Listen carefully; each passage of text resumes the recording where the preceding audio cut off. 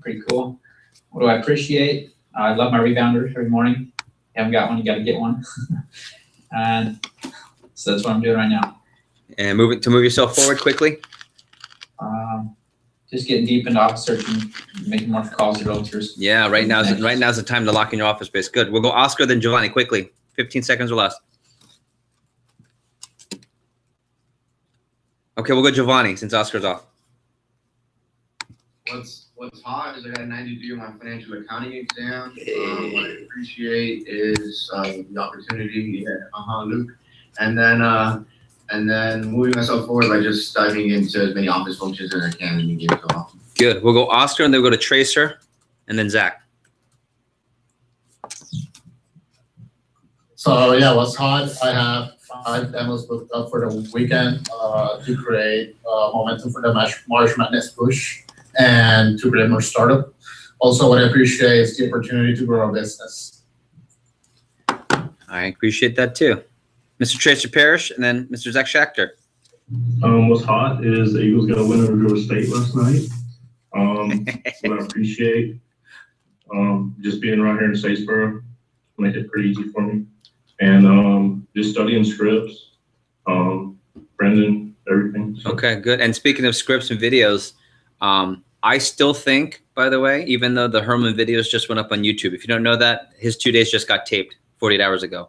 I would still stick to the syllabus. There's 1 more week of doing the old 3-day training.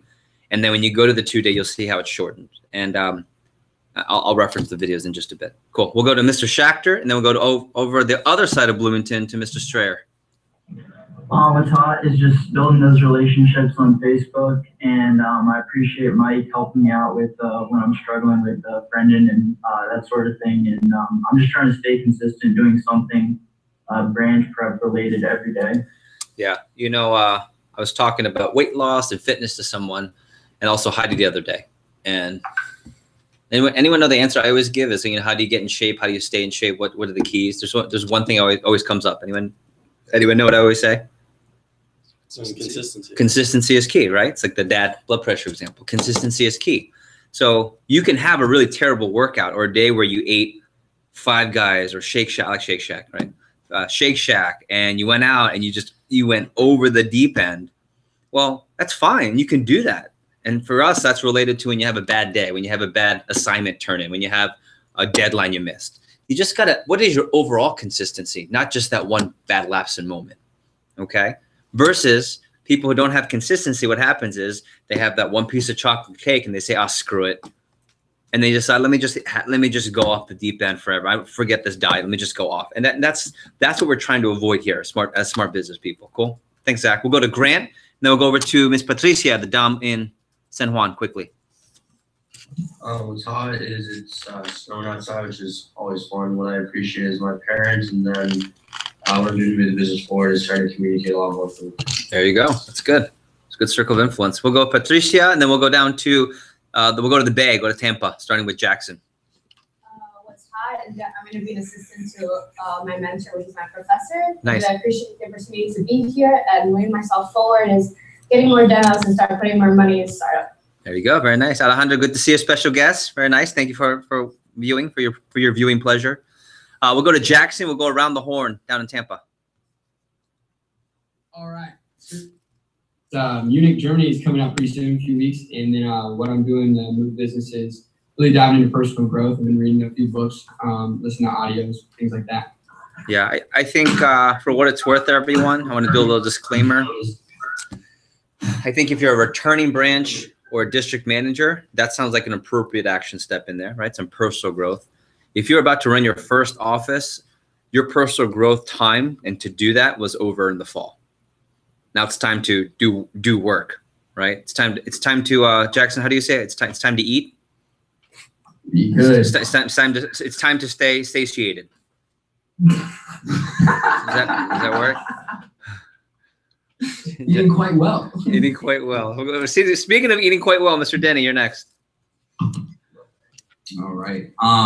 So what's hot is just finished up my first 2-day training. Nice. Good launch. Yep. I'm excited to just like dive in on the things that I feel like I need improvement on and just like script those things out and so I can kill. I'm running another training in about 2 weeks, so doing that. And then what I'm moving the business is just making sure I'm focused on the Facebook, and then just scripting out and making sure I can fill this 2-day training. And Danny, can Facebook handle how many friends you have? I don't get it. I have to keep deleting like every other day, and just so I don't get that limit. At, like, yeah, 5,000. and then you're getting to the point where you can, okay, they don't look quite as higher quality or high. They don't look as quite the rep I want, so you can delete and start getting new people. That's good. Good. Thank you, sir. We'll go around the horn. Keep going.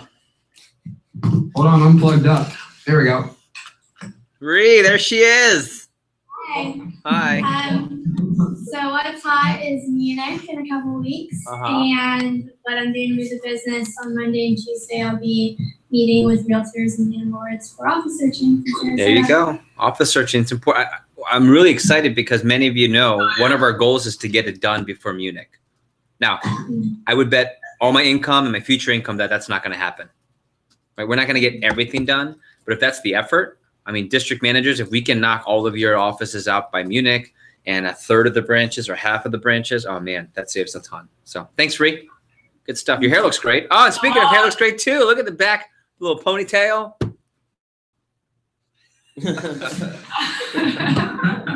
Okay. What's hot is being in Tampa for the weekend. Good to see everyone here. A little change of scenery. What I'm doing to move the business is just going in on all my Facebook friending and just every single day checking max preps, like updated rosters that weren't there before. Just keep going with that, and also starting to call to schedule office searching appointments. Okay. Yeah, and we'll urgent. We need to get a quick WhatsApp exchange in the next 48 hours, please, about that. Cool. Hey, in the back, I see Orlando. You want to chime in, Orlando? There he goes. Yeah, so what's hot is a trip to, I say Europe because we're going a little bit early to London and things like that. So I'm excited about that. What I'm doing to move the business forward is visiting some high schools, building some relationships that way, and just tailoring my training best to some home in 2 days. There you go. And soon to be the Gamboa 2 day because I'm doing some videos as well. Good. Okay, so what's hot is Maggie, did you cut your hair?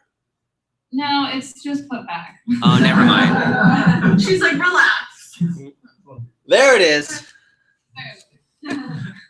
Okay, go for it. What's hot is this Tuesday, I'm actually going up to my city to go look at offices. I've already narrowed it down to the top 8. And then what I'm doing to move the business consistently, just updating, just like Kirsten said, looking at the rosters and consistently adding friends. I think that's great. You know, next level, it's interesting. Next level, the deadline or when people really start doing what you're doing is March 12th. So if I can get as many of you physically seen spaces already this week and next week, we're moving it fast. Good, Meg. Who's next? What's up? What's hot is getting back in the groove of school and with football workouts. And what I'm doing to move the business is just continue to add friends and looking at max preps and doing that too. What do you appreciate, Tristan? I appreciate being here in Tampa. Tampa's only a quick 30-minute drive from school. There you go. Nice. We'll go Tyler, and then I think we have other Clearwater there too. Go ahead, Tyler. Alrighty, so what's hot is we've got some good office visits this week. I appreciate Punta Cana this past weekend, and the biggest thing I'm doing in the business is immersing myself in training by watching Mike in the office every week. Good. We should get a call about Punta Cana. I heard a story about you. I want to talk about it.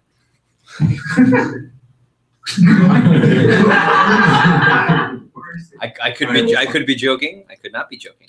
I don't know. Alex Ross, you're up.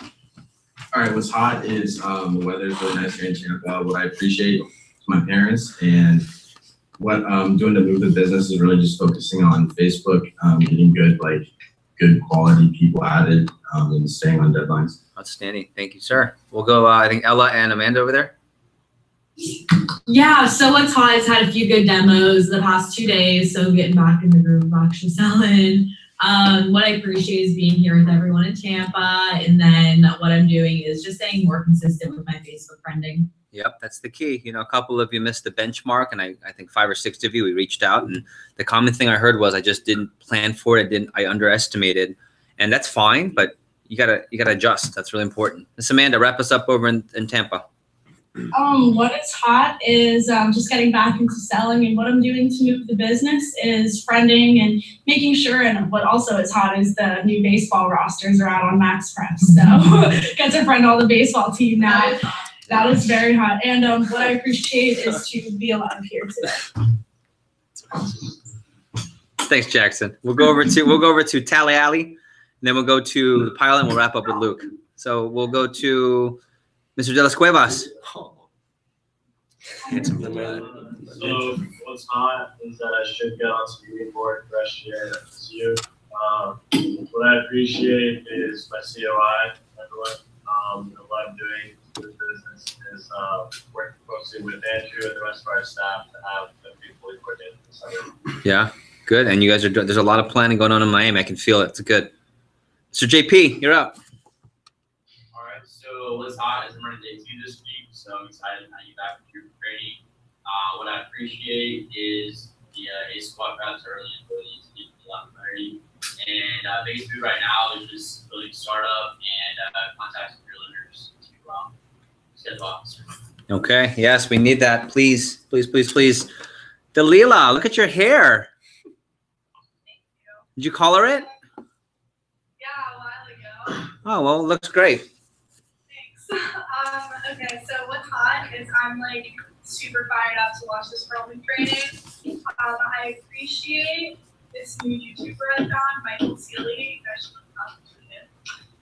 And to move the business forward, I'm running training here in about 2 weeks, so I'm just scripting training involvement. Okay.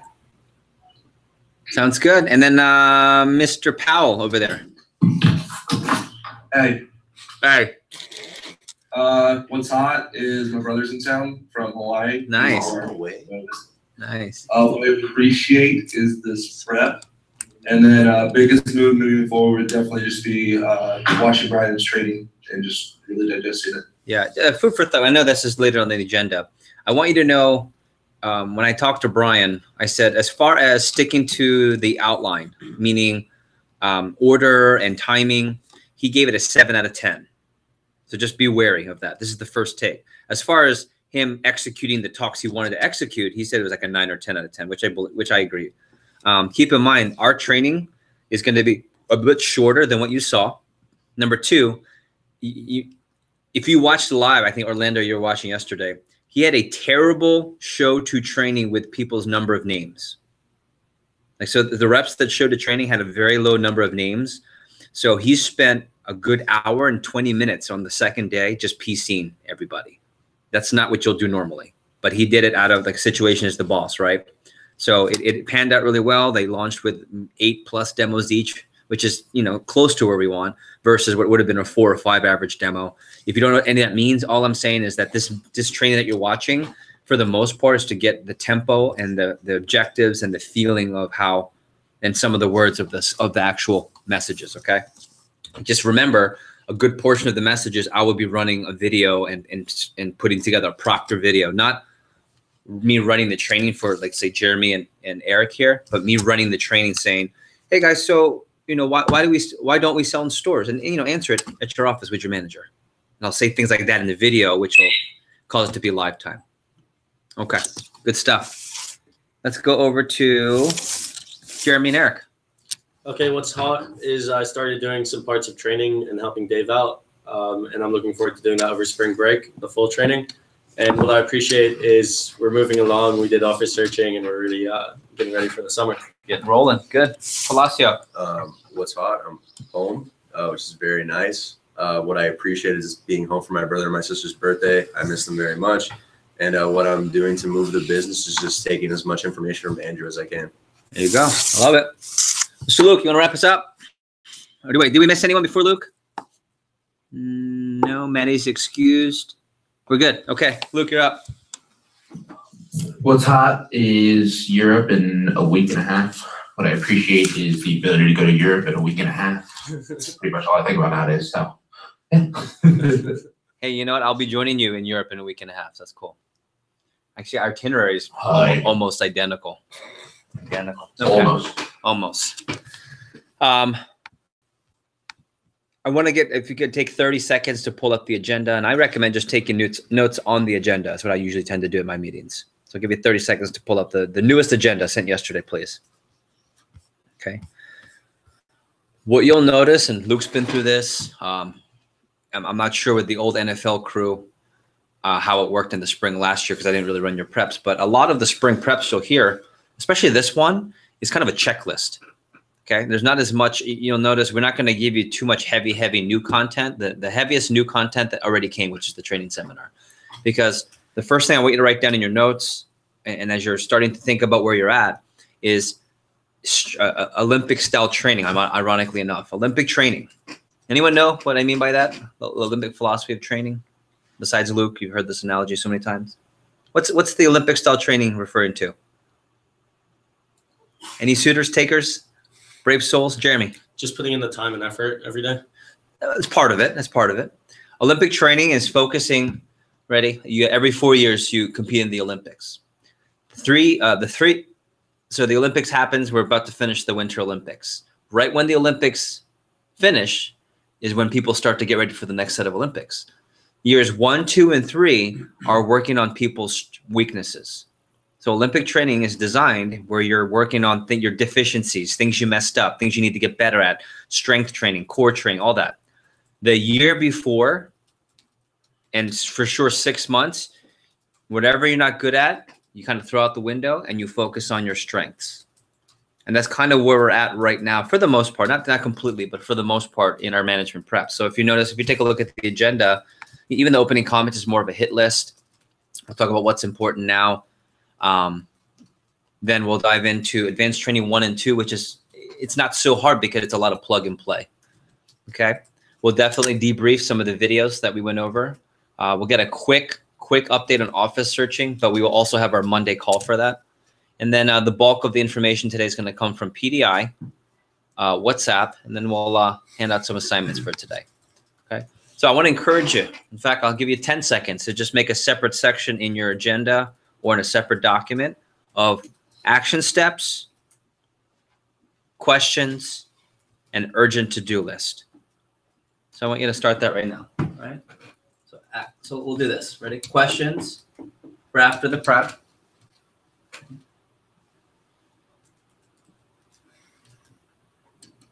We'll do to-do list.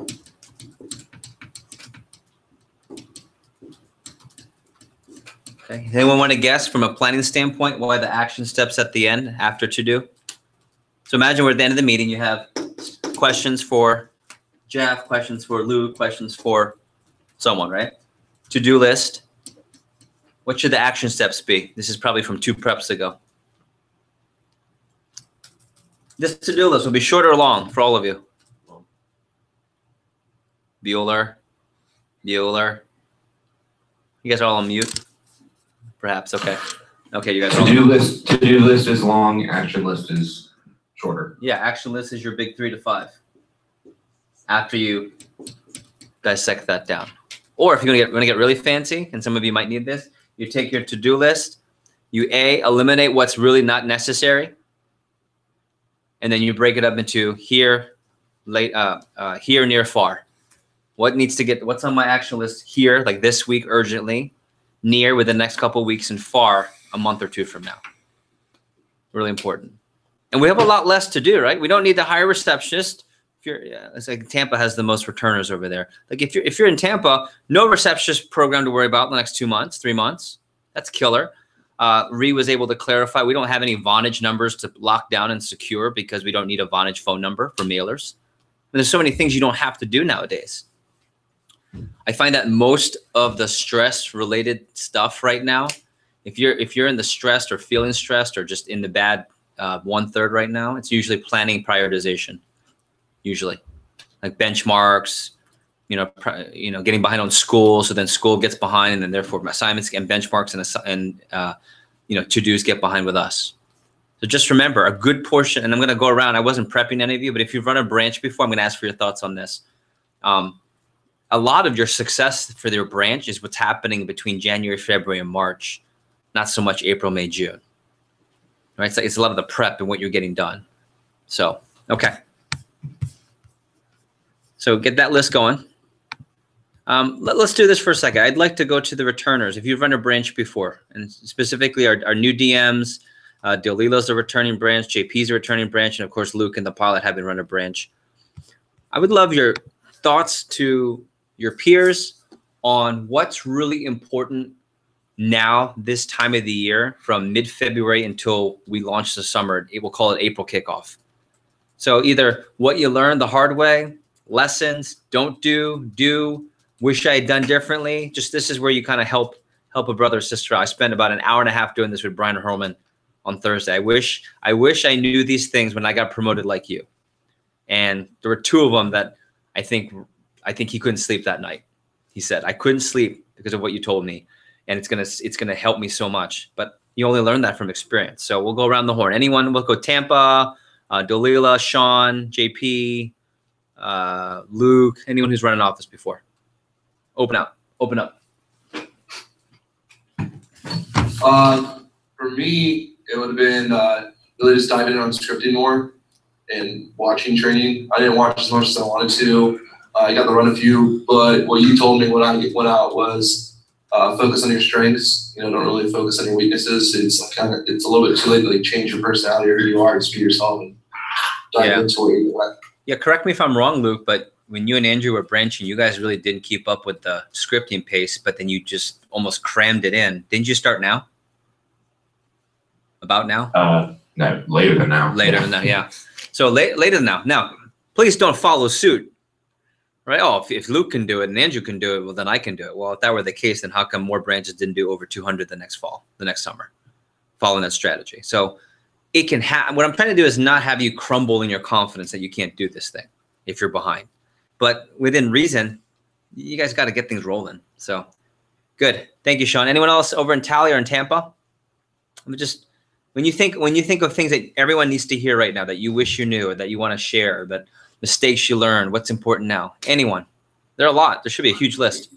I think finding a way to systemize your growth, kind of take an audit of where you are personally and setting a plan to fulfill what you need to fulfill for the summer, create the habits you need for the summer, but especially in planning, just being unconditional with time slots. And I know what I did was separate time slots into like when school time, when is Cutco time, and that way when it was Cutco time, I was either scripting, I was on calls with someone, I was doing whatever. But prioritizing your time in a way that you're making unconditional commitments for yourself, and just being able to systemize your growth and habits going into the summer. Yeah, I put down non-negotiable time management. Right? Anyone can have a really fancy planner where every freaking thing like mine is filled out. It is. From now until next year is already kind of filled out with events. Anyone can fill it out and it can look real nice. I used to have a pilot sales manager where her calendar was booked, it was pretty, and the handwriting was nice, it was shaded for like 6 months out, but she didn't stick to it all the time. So it defeated the purpose until we fixed that. Good point. We'll come back to Luke for more, I'm sure. Ree, looks like you're trying to chime in. No? Oh, wait, you're muted. You're muted. Hey. I think I unmuted you. There you go. Okay. There you go. A huge one is to master your PR talk now. I know the past couple of years before my branch, me and Denny would role play just the PR talk for like at least an hour a week, to the point where we didn't need our scripts for it and we were getting 100 ahead effectively. So master that. Also make sure that you know how to set your PRs and get them to show, because if you can't get PRs and you can't set them, you don't have receptionists to fall back on. And then be organized and detailed. So like make your plan as detailed as possible. That way you have your protocols in place, and when things get busy in the summer, you already had that, in your plan exactly what to do when things go down. Yeah, let me to Ree's point. Put R/C, which is recruiting. Recruiting is always more important than demos. Here's why. Even if my demo production, I'm just going to say an average phone jam. Who can help me out? How many demos should you be averaging? Not in their first 10 days, but a Sunday or a Wednesday phone jam. What should your whole office average? 7 on Sunday. Yeah, between 5 and 7. Yeah. Right? 5 to 6 in the low end. But let's say you only average 3 to 4 demos on a phone jam. If your recruiting is really strong, you're just adding more people anyway. You guys follow? I'll use math. If I have an office that has 5 reps that only get 3 demos per head, that's bad. That's 15 demos. Okay? And the recruiting is off. That's off. But if I'm adding another 5 people per week, that's another 15 more demos that another non-recruiting branch doesn't have. Okay? In other words, I think it's great when you have an office that, like I think of Andrew's second office, his first Silver Cup. The productivity was solid. It was really solid, but he just recruited a lot of people. And then they stuck and they had good retention tools. And then he took that and then they elevated to this past summer. So really good point. I want to reiterate this. I had a Vector DVM meeting in South Beach about 3 weeks ago. And the common consensus, if there's one talk that's really important for a manager to really know, is how to get lots of names sent to conveyor. That's huge. Because if you don't get this done, I would say this is the #1 talk that a manager needs. In fact, this is not going to be on one of my videos that I run, okay? Because it's not as you need to do this personally for people. Luke, would you agree? Like a proctored video for PRs probably isn't going to be as effective as you doing it live, right? For sure. Yeah. So, good stuff. Round the horn. Other wish I had done differently. What I know now. Hey, listen to me because of last year I did this wrong or I did this right. This time of the year. Jackson, I'm looking at you. You're very large on my TV right now. What would you say? And I would just say, kind of to piggyback off of what Sean was saying, right now, just really is the time for you to focus on your strengths and just run with it. I know Carlos had a conversation with me this time last year going into branch, and he was like, just focus on what you're good at and just go with that and just, utilize that and maximize what you're good at. So whether that be training, scripting training, if you're doing good on that, just keep focusing on that.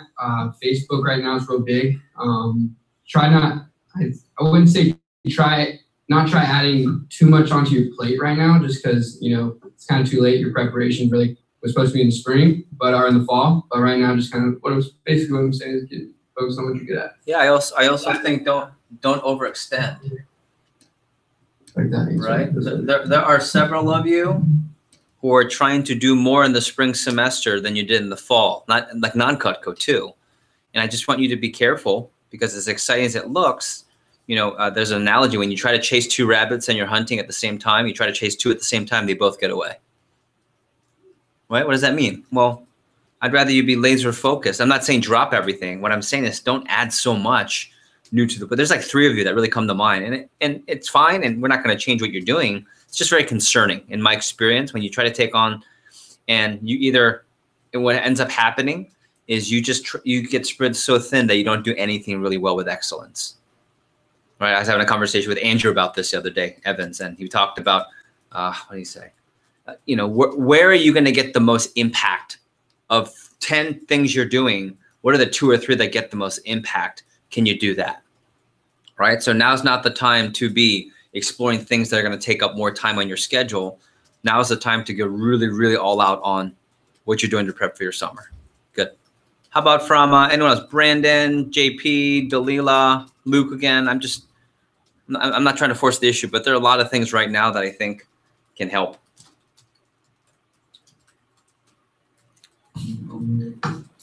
I think one of the biggest things for me like last year was I dove into like scripting and training a lot and just really I feel like that's why I was able to grow my business so much from the first summer to the second summer was just being able to focus on like I knew that I needed help on my training seminar and I just religiously scripted out Perlman and did that. So I know that this time last year I was just really focused on scripting out training. Yep. And I'm just going to do this again. So they should be red, right? The circle of influence. I can tell already who talks to who now by people's stress level and benchmarks. I can tell who's on point. In the AM class, I can tell who talks to each other by how last minute or how late they are to things. I can tell who some of you talk to by when you submitted your assignment. Not all of you, but I can kind of tell who submits assignments like right up to the deadline, right? You know how many people submit at 8:58 and 9 and 9:01? Right? It's like, okay. I mean, it says something, but it's still the deadline. Fine. But just be really wary, not so much on who's bringing you down, but who can more so bring you up and who can really keep you on point. And sometimes that's your district manager. I think, Zach, you were talking about getting help from Michael Bromwith. It's great. You got to continue to reach out above.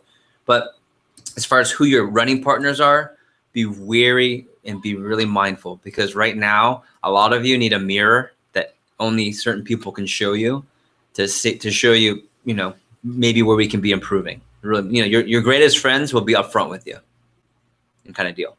Cool. Oh, there it is. There's the pound. Eaten. Go ahead. Satiate. Okay. Ready? A couple of final thoughts. I want you to write down 3 numbers wherever you're at. 33, 57, 194. It's on the agenda. 33, 57, 194. Any first years only. Want to guess what that number is? What those numbers are? 33, 57, 194. What brave soul wants to give it a shot? The statistics. They are not statistics, but they're stats. I mean, that's actual numbers. It's not a statistic. It's results. They're actual results. So is it PR set, PR show, and then retention? It's good logic. No. I'm gonna guess that I don't know what the 33 would be. Oh, first years. Sorry. Okay, next level. Nice try. That's good. That's good logic. Go ahead. Go ahead, hungry man. I would say that 57 would be the number of recruits launched and 194 of your sales. I don't know. 194K. I have a question. What was that at the end? Oh no, baby. I like it. I'm starting to sing too. Ready? In 2017, the average branch manager recruited 30 people the whole summer. The average new district manager, 57. The average pilot,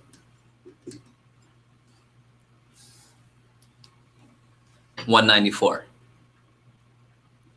Right? So you look at the disparity in that number, recruiting's the answer. Now, some of you are looking at 33 and you're thinking, God, that's terrible. I launched 33 people, my branch, and we did 124. So it's like a 4K PPR. It's kind of like running the pilot again, but with 33 people instead of whatever, 160. Orlando, you're a new district manager last summer. How many did you launch over in Tampa? You're there. What's the number? He can just say it out loud. 80. 80. Okay, so that's above average. But I also want to point out that Orlando and David Vargas were number 1 and number 2 in the nation for the new DMs at the end of the summer. Okay. I don't know exactly how many Vargas recruited by then. So when you see this, I just hope, I don't know if that's a light bulb. I don't know. When you see 33, what do you think? That's terrible. That's great. That's hard. That's easy. Yeah. What do you think? Luke, how many did you recruit in your branch summer? You remember? 63. Yeah, 63. Rhiannon, Brandon, Jackson, first branch summer. First branch was like 60. Okay, Jackson. Last time I launched 72. Okay, Rhiannon. It's like 70 something. Yeah, I mean, part of it too. Remember, we had the biggest branch class in the nation, our region. I don't know if take out Andrew Evans. I don't know if our branch class was number 1 necessarily, but we were up there. Right, it's the recruiting. So here's the question: how many of you can get more towards the DM average of 57 plus or 100 plus? You know, for me, you can run a profitable office by launching 30 people and making sure you get your personal sales in for the summer. So even though this seems low, you can run a really profitable office doing this. But the key is, how do you take that higher? So guess what, everybody? When you think Facebook friendly is not that big of a deal, it's a lot bigger of a deal than you think, because it impacts this to start. When you think getting out of finals early, oh, but it's such a pain in the butt, I'll just get to my territory later. Every week you get back later to your territory when you could have gotten there just a little bit earlier is going to impact recruiting that much more. And situation is the boss for all of you. All of you have different situations, but or how about this for startup? Oh, well, startup. You know, I've been asking numbers on startup. The more startup you have over $3,000, every $1,000 you have over 3, right? So 3,000 is where you need to be by April. That's the benchmark. Does it mean you'll fail if you're at 2,500? No, it just means the benchmark for typical success is 3,000 plus. If you're at 4, 5, and 6, every $1,000 above 3, you can send more mailers, respectively. So a $4,000 startup is going to send a little bit more mailers, a $5,000, so forth and so forth. And what's great about that is those are just easy touches that you don't have to do anything. It just gets mailed out, and those touches apply. And Text for Schedule schedules them for you. So all you're doing is just paying to get more chances to win. You see that? You're just paying to get more chances to win. Questions or comments? Do mailers always have a good return? That's relative. They always have a return. It's the conversions that's the problem. It's not the mailers, right? So his question is, do they have a good return? Mailers return between a 3 to 5. I'm getting numbers that you don't make sense to you, but yes, we always send mailers because they always give us touches. Yeah. So, other thoughts on this? Okay. I also want to address the startup issue, not issue, but startup. So I sent a message on Friday with regards to startup. And I asked people to send back to me 3 numbers. What's your startup currently? If you have any charges or negatives, take that into account. What's your projected startup by April 1st, so we have an idea of where you'll be. That way we can plan your mailers. And then number 3, do you have any sponsorships? A couple observations. Number 1, pretty solid to see some really, really good sponsorships. A couple of you have room and board completely covered. Maddie Harrell has an extra $2,500. Ironically enough, she has really bad startup. So that sponsorship is not really her startup. Okay, but it's still startup, right? Still building capital for your company, raising capital for your company. What was interesting is, a couple of you missed the deadline. That's not good. So we'll address that at some point. But also some of you don't know where your startup is at. And you might think I'm singling out. There's about 10 of you, 12, 11 of you. It's like you don't know how to read your commission account. And that's a problem. Like it's like, well, I think I have this, and I Venmo. I heard that like 7 times. I Venmoed you this, and it should be that. But you should know that number. And if there's a negative charge from like Olean or past customer returns, that's going to be taken out of the total, because it's like a bank. If you have some overdraft fees, and if you have $10,000 in a bank and you have $1,000 in overdraft fees, that's terrible, by the way. Don't ever have that. If you release your $10,000, you're going to see 9 because you have to clear out the fees. You guys see that? And that's how our startup works. It's like, oh, can I release it around the negative? Well, that doesn't work that way. So I think it's one observation is just getting buttoned up on how much money you have and tracking it and knowing. I don't think you really need to understand every part of that commission statement, because it gets, especially when you run your first office, reading that thing can get a little confusing. But you should know where your startup is at and what it is after negatives. Like some of you, I had one of you say, oh, my startup is at 3,000, but you have an $1,100 negative. So your startup is really 1,900,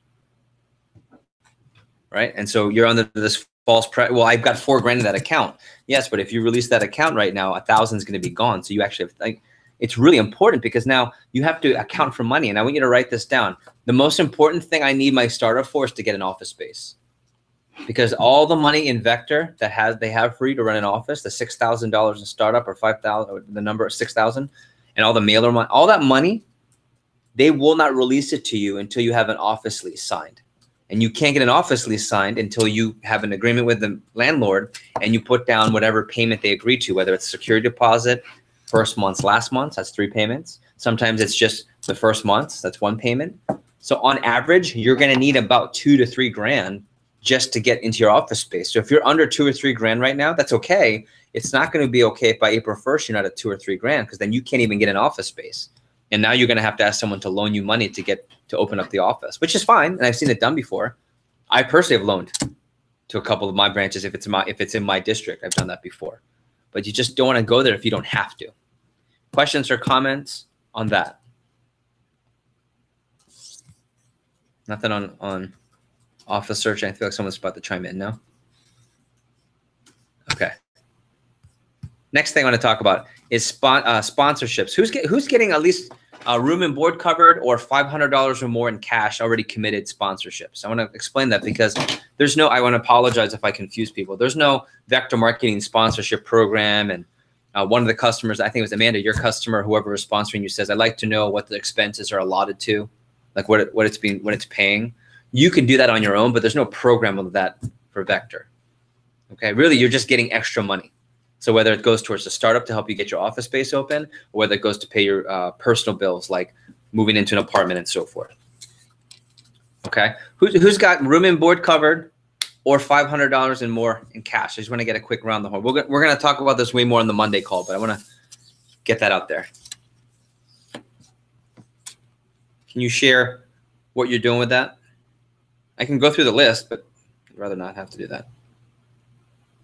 Bueller? Yeah, Jeff, I got some. I know I texted you, you said I didn't, but yeah, what do you have? Yeah, my mom's gonna pay for my car insurance and my car payment for at least the summer. So you got car insurance and car payment. Good. Oh, that's really strong. Some of you are, two of you are living at home, so that's free, right? Jackson's living at home, so that's free. Yeah, I don't have to pay rent. There you go. Who else already has sponsorships you send me? I just don't have the time to go through all this. I got about $42.50 in rent and food. Okay, so about 4K. So I would say 4K is probably full-blown room and board, right? Room and board, right? Yeah. Roughly, that's going to pay, call it $500 a month for an apartment. That's $2,000, and that's $2,000 in just food and miscellaneous stuff. So that would be about the benchmark. And if you wanted to put something together, Luke, during the break, send me a reminder. I'll send out the sponsorship sheets that Dalila and Alex Ross put together, and you can manipulate it and change it. But I think on your demos or if you're talking to people, you can put a benchmark. $4,000 covers everything. So maybe your funding is for $4,000. Hey, I'm looking for a quarter sponsor, a half sponsor, a 75% sponsor, or a full-blown sponsor for my room and board. $1,000 would take care of $500 a month in rent, and then my food and miscellaneous expenses. Zach Schachter, you got food and board, chairs, tables, and paper. I mean, is that just from mom and dad? The paper was from one of my customers that actually has a surplus of paper, and I just remember talking to him about it, and he just decided to donate probably $100 worth of paper towards me. And then the chairs I'm getting for a business from someone that I did a demo with who owns a business, and they have an empty conference room. That's it. I love it. You gotta use the connections. Hey Jeff, we got some. Yeah. By the way, the show The Office, don't they sell paper? Yeah. All kinds of it. Okay. I just thought that was interesting. That's cool. Ella, is that Ella? Yeah, so I actually have my parents said they'll give me money weekly for groceries, so I don't have to worry about that. And I also was looking through my garage and found a brand new printer, so I'm taking that with me. And I got some filing, just storage unit stuff that I can use in my office. Good. Okay. Does anyone have any thoughts on how to approach it? For me, it's pretty simple. I've got this really exciting opportunity branch manager. You talk about what that's doing for you, why you're doing it, how it helps you. And I'm also looking for sponsors to help sponsor me. It's really not uncommon. I just got a call from my cousin who's graduating from the University of Maryland, and she's trying to get an internship at Stanford. And she called me, cousin Jeff, right? Actually, she really knows how to get to me. She called me and she said, hi, businessman cousin Jeff. So she called me businessman cousin Jeff to really get to me. And yeah, well, my mom said to call you because you're the most successful businessman in our family. What do you want? She goes, I want to know if you could. And I sponsored her a little bit. I gave her $500, and it sponsored her trip and her living expenses to go to Stanford for this summer program. It's the same. It happens all the time. So any thoughts on what you're doing effectively to get it, or other updates? Jeremy had something. I was just going to add on to what you were just saying. In my business class, apparently that's the second most common way to start up a new small business. But ask for money. Sponsorships, yeah. Yeah, I mean that's why GoFundMe does so well. That's why what's the Kickstart? Yeah, Kickstarter. Kickstarter, it's the same thing. Any other thoughts on that? Okay. Facebook friend group, you just got to keep up with it. Out of finals. And then out of finals. Does anyone have any hot updates? We're going to do more technical what to do on Monday's call, but any other hot updates on getting out of finals early? Just want to share. I'm out of finals, so that's my hot update. No. Close this thing on? No. All right. That leads me to believe that either I haven't started or I'm having a hard time. Both probably aren't good, so reach out. That's really important because it's already mid-February. I think once you get into March, now you're getting into the realm of professors saying, well, you're not giving me enough heads up notice, even though that's not true. So, all right. Did we cover time frame of when we'd want you guys to get out? Hefe. Yes, sir. Who's Hefe? Yes, who's Hefe, Amy? Ms. Casey. Oh, I just wanted to say I'm out of all my exams. And can you share 30 seconds what you did since last prep? For my accounting teacher, I worked on his office hours and just kind of described it to him like what was going on. And then I'm out of my other 3 classes because I'm able to transfer to like Broward College and take it there. They're all online. Good. So sometimes it takes a transfer to online, or sometimes you can default to the fall semester an exam, like an actual test. Yeah, you can do that as well. But Yeah. I would rather just take it early than wait. Yeah, take it early, defer it later. Give options. Say what some of my professors have already offered are the following. I wanted to know what I could do that would be comfortable for you. Yeah. So basically, I mean, if you already have one professor that has already agreed to it, you can just talk to the other professor and be like, these are the options. So which one would you prefer that I do? And then, I mean, there's no option for them to say Yeah. you can't do it. So did you want to go the small, medium, or the large? Like kind of, you guys know, sales is sales, right? Is that what Mike says? Sales is sales is sales. Okay. I can't stress enough how exciting and also it really moves your business when you're not stressed on that timeline. So if everyone takes, we'll go to break here. If everyone goes 30 seconds, open up your calendar to the month of April. I'm going to open up monthly calendar to April, please. It's like a 45-year plan.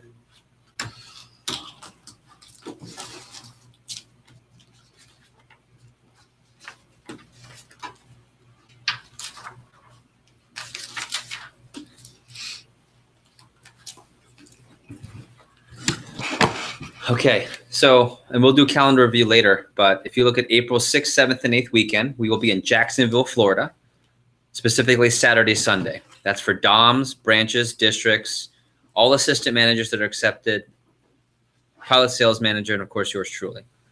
The 6th and 7th will be for assistant managers. That's a different meeting, not for you. Our meeting will be 7th and 8th. I would expect to get to Jacksonville by noon or 1. So whatever your travel accommodations are. Some of you are deciding to fly, most of you are not. 12 to 1 o'clock, I believe, is the start time or arrival time. The earliest, like if you want super early, you're just ahead of the pace. You get back to your territory before Jacksonville. That's super early. That's like Andrew Evans early last year, which was awesome. If you want regular kind of early-ish, week of the 9th, so you go to Jacksonville, and then you can go to your territory right after. That's considered early, okay? About right on pace is the week of the 16th, and late is week of the 23rd. And then if you're going past the 23rd into first week of May, then we'll have to create some contingency plans. That's already significantly starting to impact your summer. Okay, and some of you have different plans. I think it was Grant or Zach, one of the IU guys, about possibly, having to go back. And I mean, everyone's got a different situation, but just know that that's really what we're shooting for. And most of you, the first seminar, the goal is for you to run your first training seminar April 26th, 27th, 28th. Some of you earlier, if you're a district manager, or some of you right there. So our earliest training would be the 19th. On pace training would be the 26th. And then May 1st would be the absolute latest training you would run. Luke, do you remember when your first training was? It was with me. First week of May. Okay, so you were late because it was because of office space, right? Yeah. Yeah. Yeah. I was down middle of April. Okay, yeah. Oh, and side note, and we'll talk about this more on Monday. Okay, Monday, just a reminder, Monday's the A Squad conference call. That's when we're going to do office search, sponsorship, and startup stuff, like more technical. I don't want to take the prep to do that.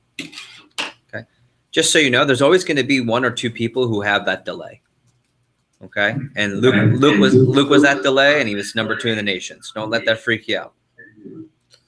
It's not how you start, right? That whole thing. Jeff? Jackson? April 26th is Brandon's birthday. Make sure we write that down. Make sure you put that in your notes. Save it, love it. Will he be partaking in festivities of satiation eating? Quite well. Quite well. Nice. Okay. Wonderful. Let's do this. Let's take a 10-minute break. It is 1:07. We'll come back at 1:17, and then we'll dive into AT1, AT2. Sounds good? All right. Thanks, folks.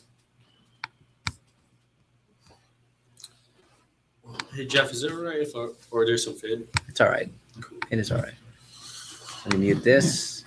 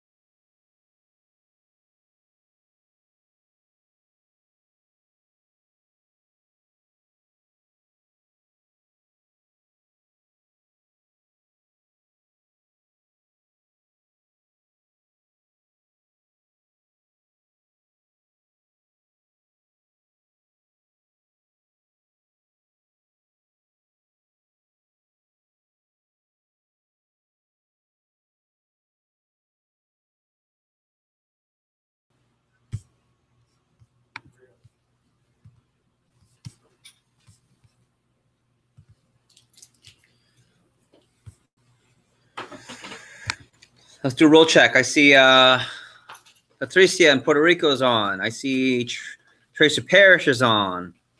Pi Lamb is on. Luke is on. Is that Jackson? I can do that too. Ready? Watch. Can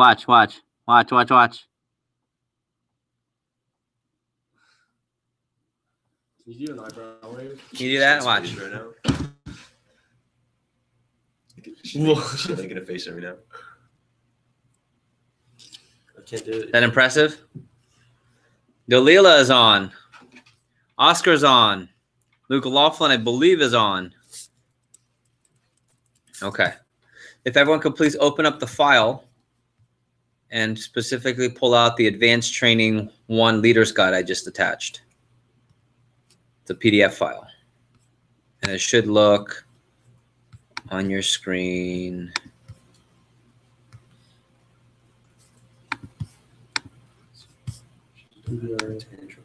Like this. You guys have it?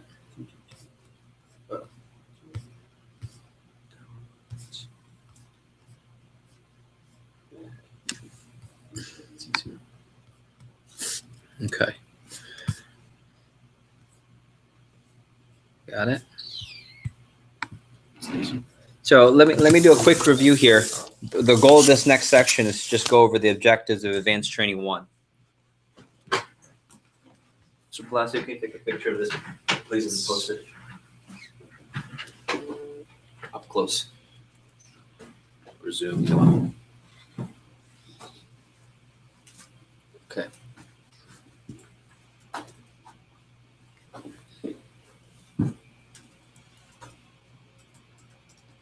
Got it? Thank you.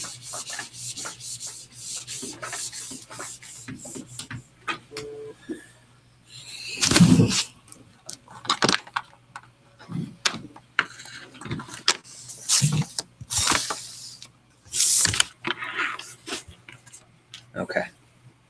So we're talking about AT1. Really important. So let's just talk about fast start. I'm going to ask that you guys unmute. Can you guys unmute the hub so that if I need some participation, you guys can yell. Oscar. Thank you, Jackson. Thank you. So fast start. All right, we'll bring it down. First, you got your 2-day training. Okay, that's essentially what you guys are studying right now. You got fast start. You got the 2-day training.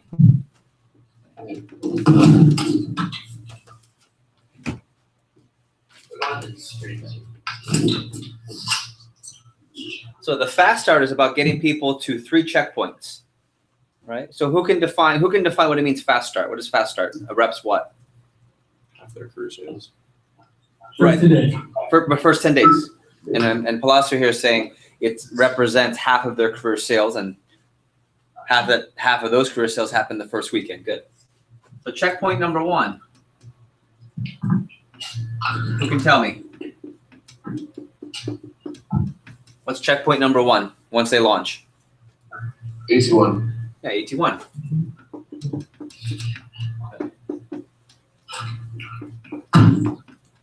Then checkpoint number 2. Team meeting. AT2. It's AT2 with Wednesday team meeting. This should be review. Like, this isn't new. Okay. So if you were to break it down, we're all about Big 3 in Florida United. Just try to keep the elegance and the simplicity. Give me a first year. What would be the Big 3 objectives by the time you finish 2-day training? I would say there's 2 objectives, but if you were to pick Big 3 objectives of a successful, Luke, you've heard this before. How was training? Oh, it was awesome. It felt great. They were so excited. You can always tell who's a new trainer by that, because I have trainings, and Luke, you remember, I don't remember which one it was, but we had a training where I thought everyone hated me and I hated them, I felt like, and they sold so much Cutco. Right? And I've had trainings where everyone was so excited, but we didn't sell our normal averages, and the PR, everything was off. So who can tell me first year, what's objective number 1 of a successful 2-day seminar? 10 appointments. Yeah. 10 plus launch per head. So every person that launches, you want to get 10 or more appointments. Now, if you're paying attention on Next Level Group or A Squad or DM Page, we're getting about 6, 7, 8 on average, and I think that has to do with number of names reps come with to training. So we're going to work on that. But the goal is 10 plus appointments. What's even more important than that? PRs. Yep, PRs. Who was that? Who was that?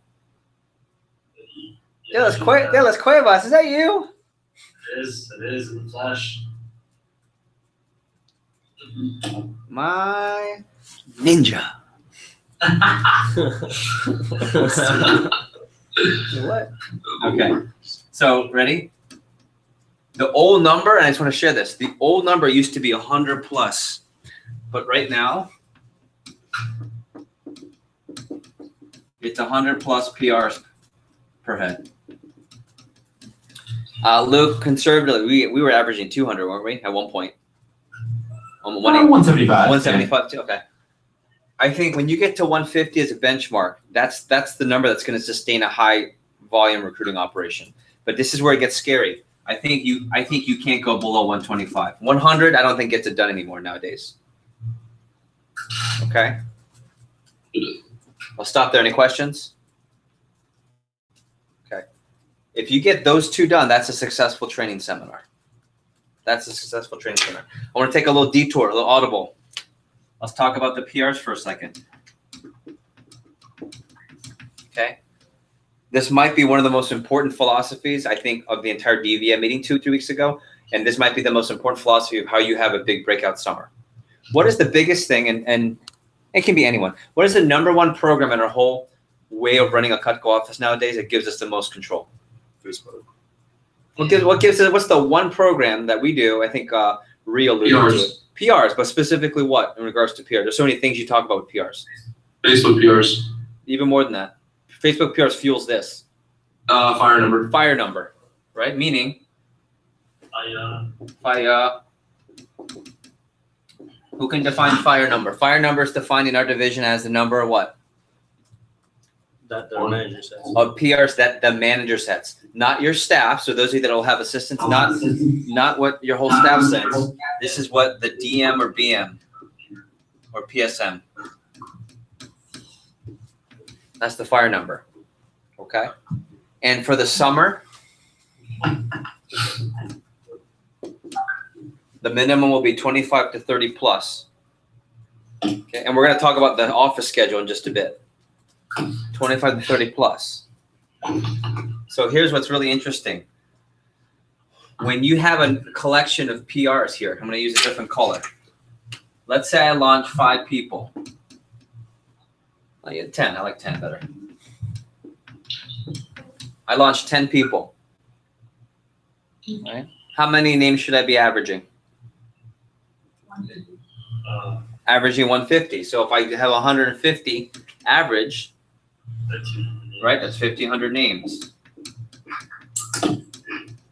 Okay, here's the question of the day. You're going to send names to conveyor.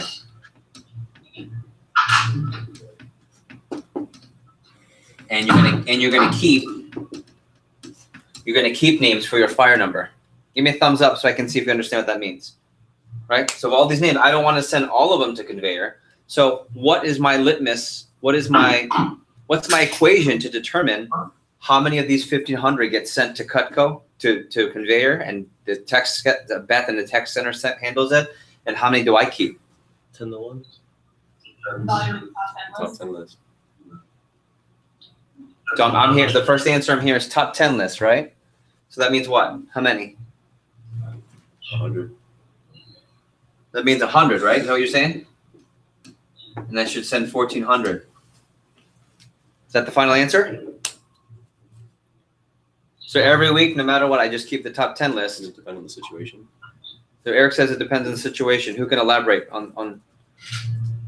Yeah, I mean, I hold more depending, like, if you're sending 20 to 30 fire number, and then you have assistants, you should be going 5, keep more than just 100. 5, you have 300. I think you need to have 150 to 200 names personally each week to call. Luke, you agree with that? Yeah, for sure. Okay. minimum. So this is the scary part. If I'm a branch manager right now, let's say I have 30 names to call for my fire number. I'm 120 short. Okay. If I only keep 10%, if I have a launch of 5 people, you see where I'm going with this? If I have a launch of 10 people, I'm not keeping enough names. I should pay for that here. I think maybe a little less than 150. I think 100 is a good minimum number. Let's do this. 1 to 150. Okay. So it's not I need 10% of whatever names. I need 100 to 150 names for myself, and that's how many I'll keep from the top slice. So it's kind of simple math. So I'll give you an example. If on this 10 launch, let's say I have no names. Let's say I really screwed. Let's say I lost my list. I lost my knives, right, Jeremy? I lost my leads. I have none. Okay. I'm not just going to keep the top 10 from everybody. I'm probably going to keep top 12 from everybody. Or here's a scenario. Let's say it's your first launch. You launch 5. You might not turn in 1 or 2 of your sharpest reps lists at all. Already, here's another situation. Let's say it's your first launch. You launch 3, 4, or 5. Maybe you don't send any to conveyor, right? Or maybe you send 1 or 2. Let's say I send Eric Palacios. Well, let's do this. Let's say I have Eric and Jeremy in my training right now. It's my first branch trying to launch 2 people. And they each give me 150 names. I might keep the Columbus list from Eric for myself and send the conveyor instead of doing top 10 and top 10. Or I might take his top 50 and his top 50 so I can mix it up from 2 different schools. Can I get a thumbs up if you understand what I'm saying here? So your goal is not to just take 10. I just want to keep top 10 from everyone. That might not give you enough. There are times where you're going to have to keep full lists. There are times where you're going to have to keep everyone's. In fact, Trey Ketchum right now is going to be one of our first $2 million offices. And he says he has not submitted a list to conveyor since August. Right? He has not submitted a single list to conveyor because their launches have been low, but they want to always have fuel for their assistants. And they're getting a bet. As you know, there's a way better show to training when an assistant versus conveyor. Then there's a way better show when it's a manager versus an assistant. And there's a way better show when it's the district manager or the pilot sales manager or the branch manager. That's the highest. Any questions on that? That's a side note. That's really important. Okay, sweet. Senor Palacio, quick picture. You're on picture duty today.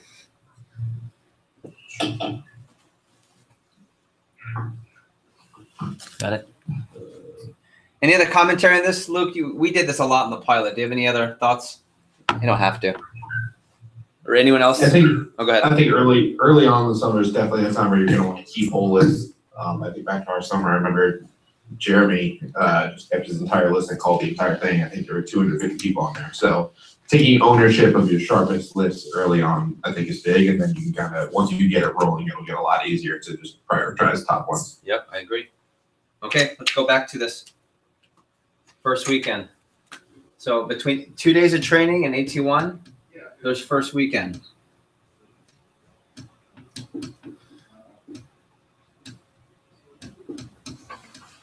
Anyone know what's big 1 or 2 objectives and benchmarks for success to define success from 2-day training to AT1? First sale or first promotion? First sale, first promotion. I hear that from Eric. Any other suitors here? Brandon, I hear you. See your best 5? See their best 5? Okay. I would say see best 5. And what's the benchmark? We used 150 names per person as a benchmark for PRs, 10 demos per rep as a benchmark. What's the benchmark of success for CPO here? What's the goal? Say it again. 1,000 CPO? Yeah. This is how you know how your first weekend productivity is. If I launch 10 people, I should have $10,000 in sales. If it's 5,000, I'm half productivity. If I launch 10 people and they sell $1,000, I'm 90% off. So far, so good. Any questions? Okay. So now, advanced training 1. Let me walk through. This is the bulk of what we're going to talk about right now. Let me discuss what's really important with AT1. Okay. First of all, checkpoint. And this is also sort of a review. AT1 is a checkpoint from the first weekend where you get a chance, and I'm not going to write this on the board, so you want to take notes on this. It's the first checkpoint since they've launched. So this is where you get to address things like 10-80-10. Okay, 10% of you, and there's a lot of I told you that 10% of you would blank, 10% of you would blank, 80% of you would blank. Okay, it's just 600. Okay. So first checkpoint. Number 2, big objective. Sorry.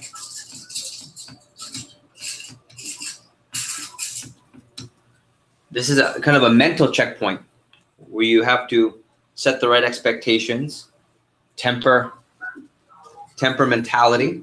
For people that went hot, that did really well, bring them down. For people that didn't do as well, give them confidence. Increase names list. Who's whistling? Stop or mute. Thank you. This is where you want to increase their names list. So one of the most important sections of AT1 is to increase their names list. Then phone jam for the 3-day window.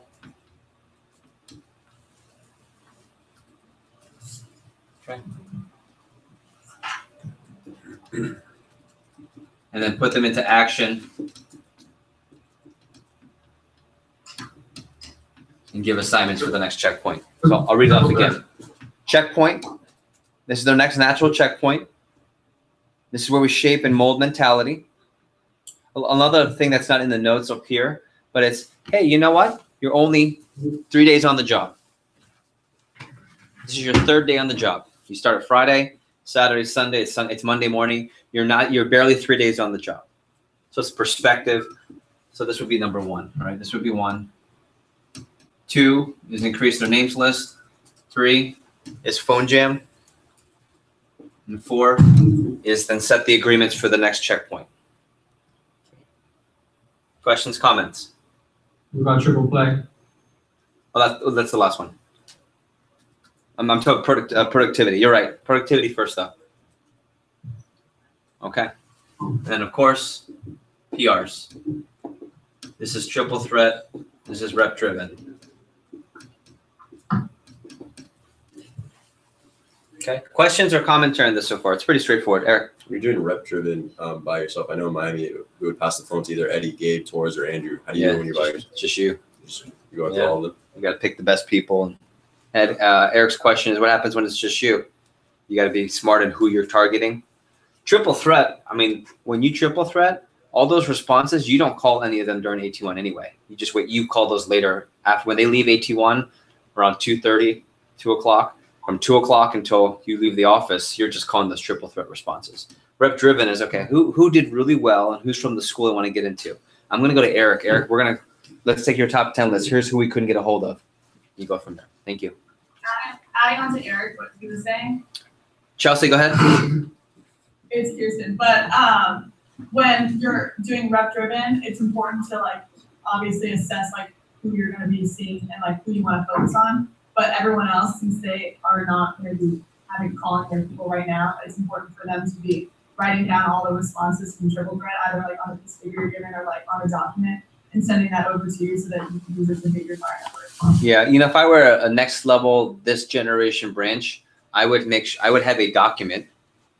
Maybe someone can put one together. I would have a document during AT1 where, okay, guys, we're going to do the last part of advanced training is going to be triple threat.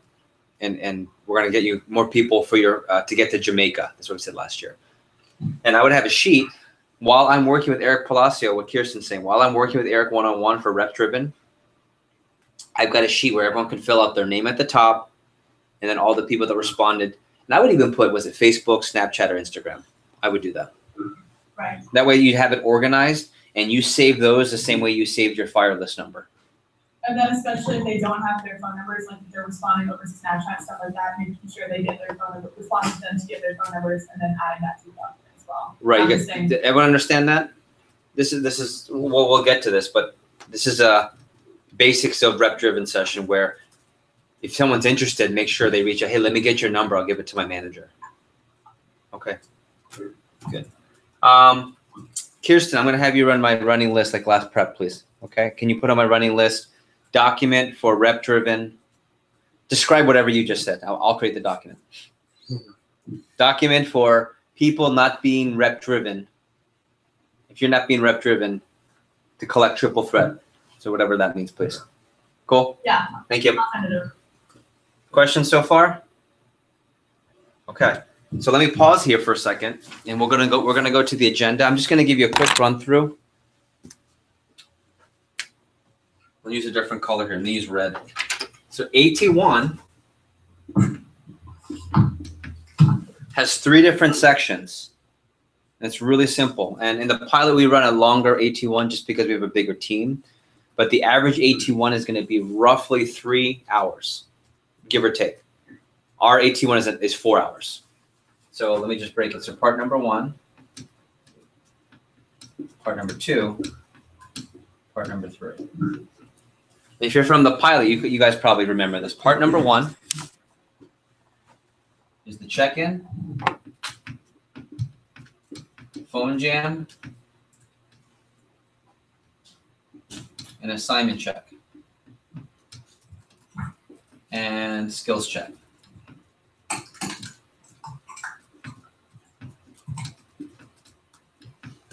So it's check-in, phone jam, assignments, and skills check. Let me make it look nicer. Hold on.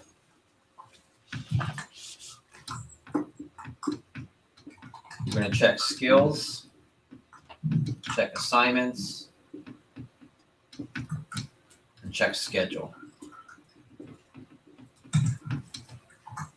All right, so that's a check. And then phone jam as well. So I'll say it again. When they come in, you're checking their assignments, you're checking their skills, which is, and I'll cover that in a second, and then you're checking their schedule. And then they're phone jamming to get the 3-day window booked. I'll stop there. Any questions? Okay, let me go off of that a little bit. Skills check. Does anyone know what skills we should be We're going to have them do blank for us, and we're going to give them a grade. Anyone know? Is it the recommendation talk? Yep. Page 21. So rec. Page 21. Okay. Assignments was that they completed 5 or more appointments minimum by AT1.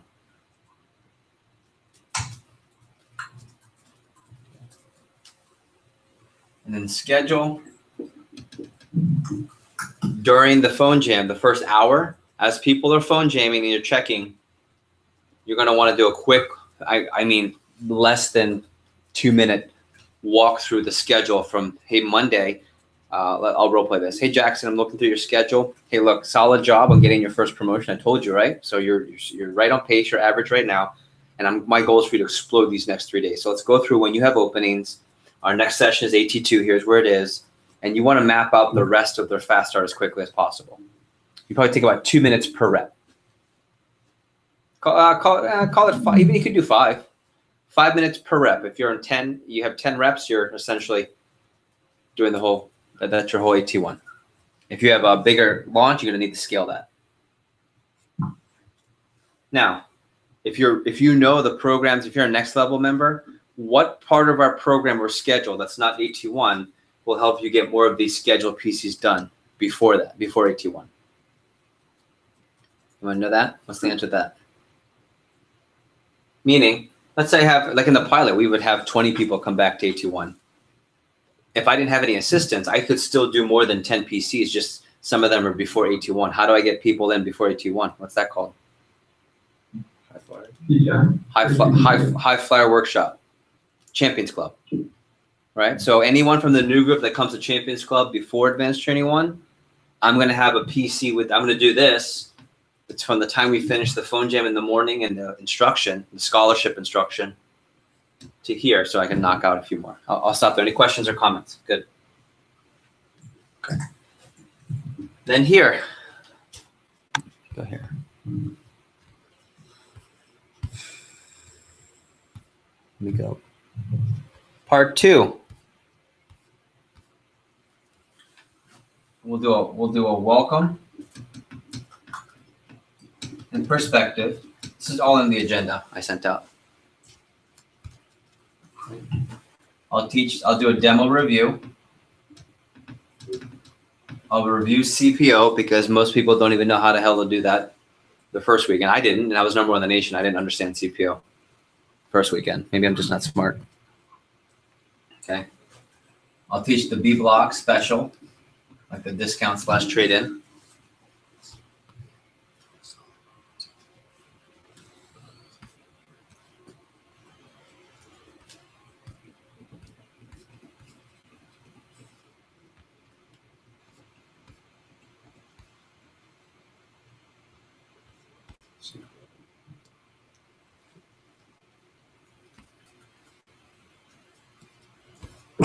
Bless you. Thank you. Okay. Then I'll do names list again. This is one of the most important things we do.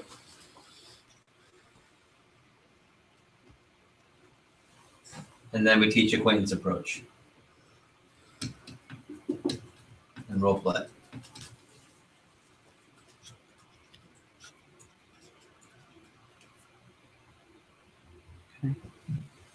And then assignments. And then we kick off rep driven. So I'll review the list. Ready?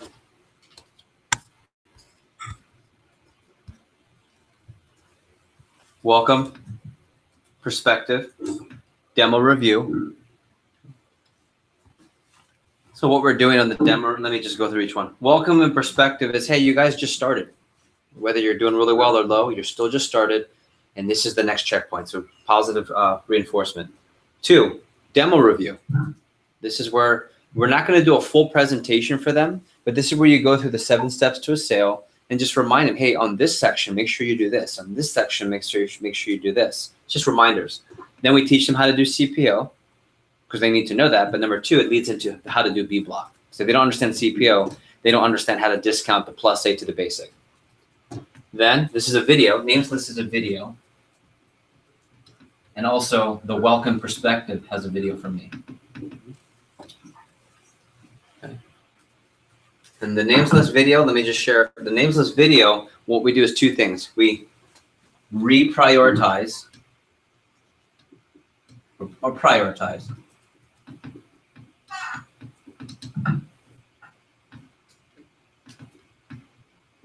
We reprioritize their names list, and you'll see, I'm going to show you the video today. Number 2, we actually have them expand it using a thought jogger exercise. Then we go to the acquaintance approach, which is the people you sort of know. Approach in the manual. We role play it if you have time. You give the assignments. Let me give you the assignment. The assignment is 30 to 50 plus on the names list by AT2. So my video is going to essentially just do that all for you. Your assignment at the bottom is just to say, all right, well, whatever Mr. Gambo talked about, I need to see 30 to 50 plus more names. And I hope you guys remember this when you're running your offices. When you get to Wednesday, your new group who just finished this assignment should get more demos per person than the regular team. So you should have the rest of your team averaging 5 or 6 or 7. And this group, because they've got a fresh stack of names, they've reprioritized and you're driving the assignment, this group is getting 7, 8, 9, 10 set plus on Wednesday. Okay. And then also 4 plus appointments minimum completed by the next time we see you. So if you notice, when you come to AT1, one of the assignments is to have at least 5 done.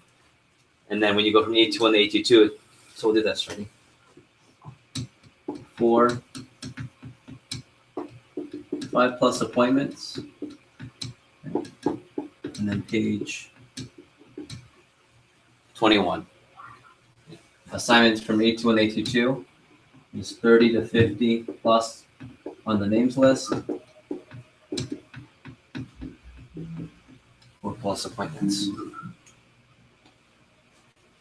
Stop there. Any questions or comments? Hey, Jeff. Hey. Hey, okay, so I was just wondering, for the people that are being exported, would they play your videos during your AT1? Well, I think I'm better looking than Brian, so I would. Okay, because the only thing I was like, the video is like, hey, it's your division manager, and then they have a different one. You can say this is my division manager, and it's kind of a cool short story of how you started there and you're running a branch up in Pensacola. Okay. Yeah, because I don't think Brian's gonna have this, is what I'm saying. Okay. Cool. And you say, hey, you'll get a chance to meet this guy at SC2. You could do that too. Okay. So one thing that I'm going to put in a different color is before you even do the welcome,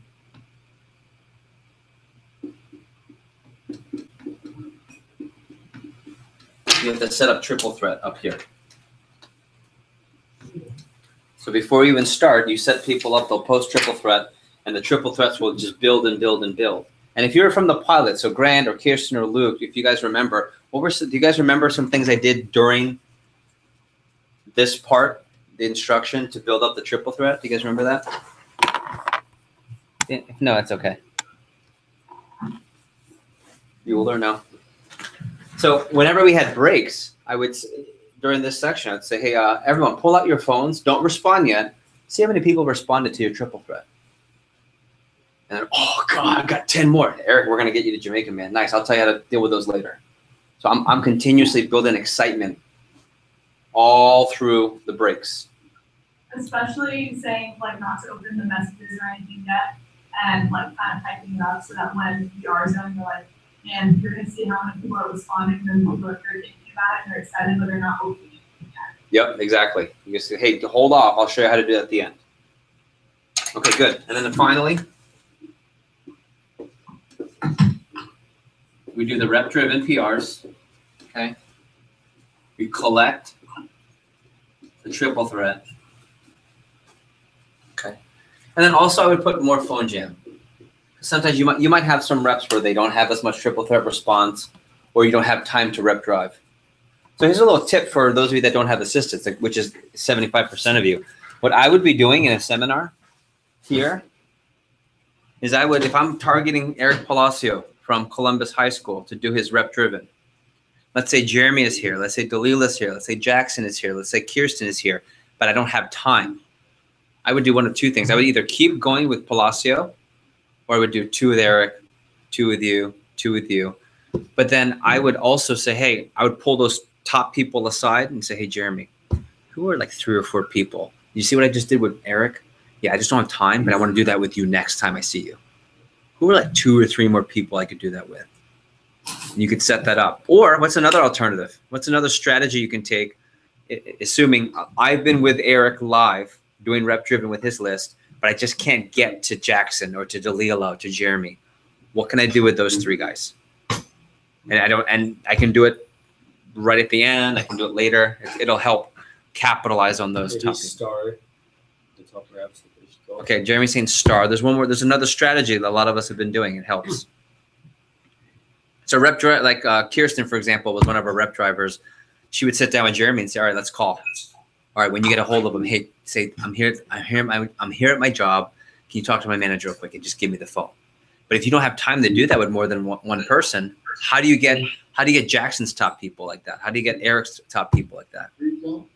Say it again. Group chat introduction? Yep, group text. Three-way text. Okay. So hey guys, real quick. Hey Jeremy. Hey Jackson. Hey Kirsten. Do you see what I'm doing with Eric over here? Yeah, I want to help you do that too and get you more friends for Jamaica. But I don't have time to do this with all of you. So here's what we're gonna do. I need you to pick your. I'm gonna give you your top 10 list, and here are the people that didn't respond. Give me like your best 2 or 3 from this, and then send the group text message. You guys should have copies of that.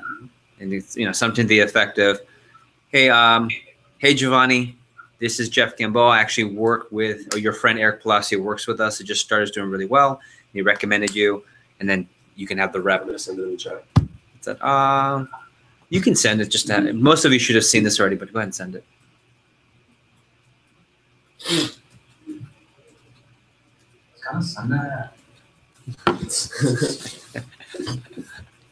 Any questions on this? Okay, so here's what I want to do. I'm going to give you a taste and kind of an idea of what the videos are like. I'm going to ask feedback from those of you that have run a branch before that did the video version and ran my advanced training. I think Ree stands out as someone who did it. Ree, did you run it my way? I did partly, but not. Oh, okay, that's fine. Here's what I found. I think the videos will help take care of the hardest part. So what I think is most difficult running advanced training, that's perspective. So here's how this works. It only works if you play the first, well, let me say this again. The videos in AT1 are effective because they see a video for me in the first day of training. Like there's an introduction video from the division manager, and so they knew who I am. What's great is that for this summer, most of you, I'm going to be all over your training seminars because I think I'm going to have, 5 or 6 videos in your training. So it's just going to be consistent. So I want you to see what this looks like. Take a look. And I'm going to walk through the slides with everyone. So I guess if you guys want to, I'll do this. I'll share screen. So everyone take a look at the screen. Let me do this. Are you done writing on that? Should I send a picture? Yeah, I can send a picture, please.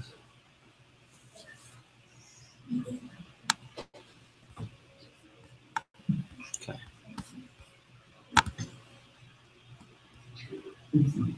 All right. I got a question in virtual land. Do you guys see one slide, or do you see my presenter slide? I see 2 slides. Anyone is blank. Okay, that's fine.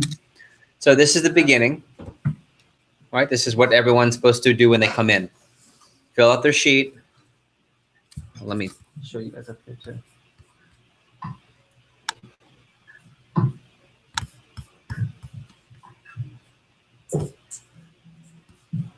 There we go.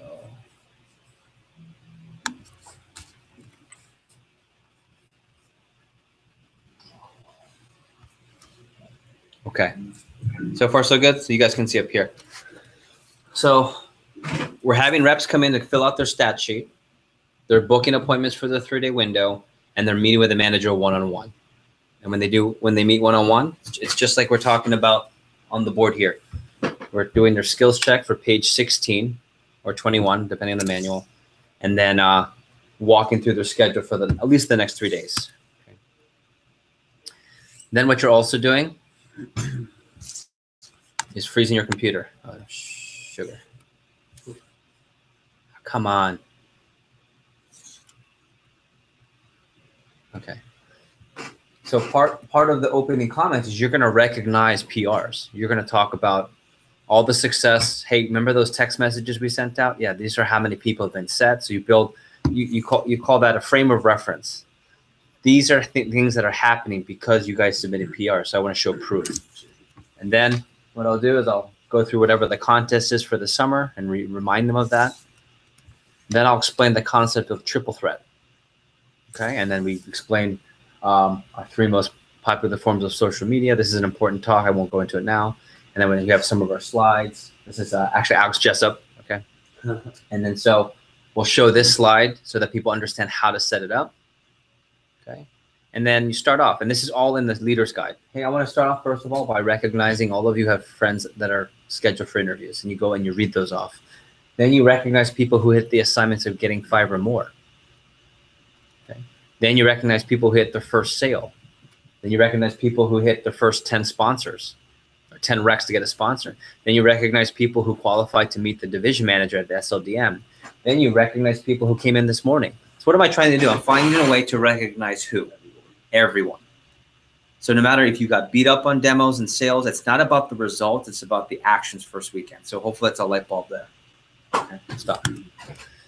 And then we'll go into some perspective. Hey guys, I just want to remind you, you guys have only been doing this for 2 days. So this is the perspective. And then to help with the perspective, we just show a bunch of pie charts of people who had really terrible first weekends. Like this one guy did $92 his first weekend, had a 10K fast start. These are all pie charts that show bad, okay, and awesome first weekends, and people still had a 10K fast start. Okay. And then from there, we go into a best practices comparison. Okay. So this is, and you might want to take notes on this. A best practices comparison is where you go through and you, instead of telling them what they should be doing, you use peers from the training group as examples of how to operate. Hey, real quick, I just want to recognize Jeremy. You know, Jeremy was having a hard time with the customer, and it wasn't the value, it was the price, but he called in 3 times from every appointment. And Jeremy, what happened every time when the customer said no the first time? Every time he called, what did we do all 3 times? We gave them options, and then they both. Yeah, can you tell them what happened? And then they start saying, oh, dude, when you call in. So I'm using, and then I want to recognize Eric. Eric came in early this morning because he wasn't quite, you know, getting great sales with his appointments. His average order was low. So he came in this morning. We had his high flyer workshop. He ran to an appointment, just came back. You just saw the small set, right? The homemaker? Homemaker. All right, so he got his first homemaker out of the way. Nice job. Or first basic set, sorry, not small, basic set. So I'm using proof. So long story short, it's in the keynote. I'm sharing with all the all the reps that sold 1 to 3K plus. I want to share their best practices. Okay, enthusiasm of I want to get enthusiasm for calling in for deals. I want to get people booking appointments on their own in between appointments. I want people bringing lots and lots of food on appointments. And if you notice, is any of this really, really complicated or high end? It's all super stupid basic, but stuff they don't do. Okay, any questions so far? I'll stop. Okay, then this is the beginning of the video. I'm not going to play the whole thing, but I want to give you a taste of the video. Okay, welcome back to Advanced Training, everybody. It's great to have you here. Jeff Gamboa, Division Manager.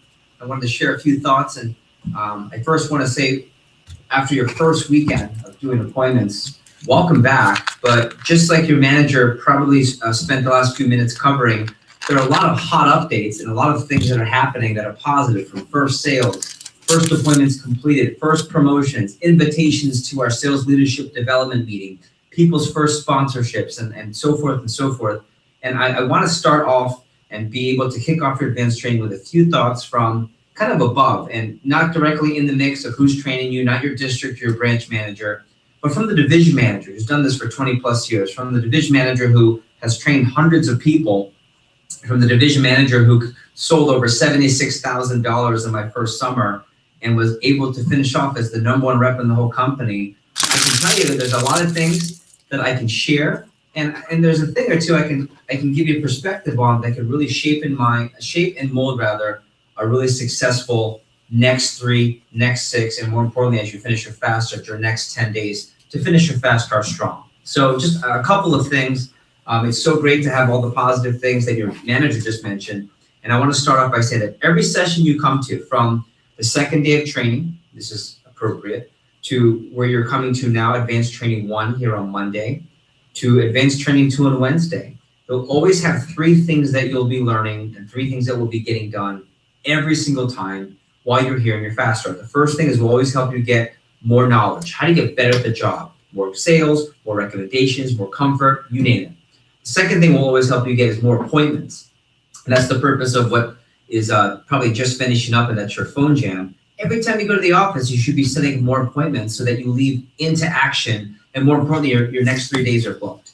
And then the third thing you always want to be concentrating on, that we'll always be teaching, is how to get more friends on the team, how to build your bonuses, how to win the prizes of all the different personal recruiting levels you can win. Of course, for those of you that are really shooting for the bigger numbers, how do you win the trip? And so, again, skills, more appointments, and more friends on the team, more personal recruits. You can count on that. In fact, this is no different. We just started with a phone jam. We're going to instruct you now with some skills that are really going to get you excited to get back out there for the next part of your Fast Start contest. And then, of course, we'll wrap up with how to get more friends on the team. And your manager's going to do something a little bit different to get you, again, more people towards the credit and more towards the levels.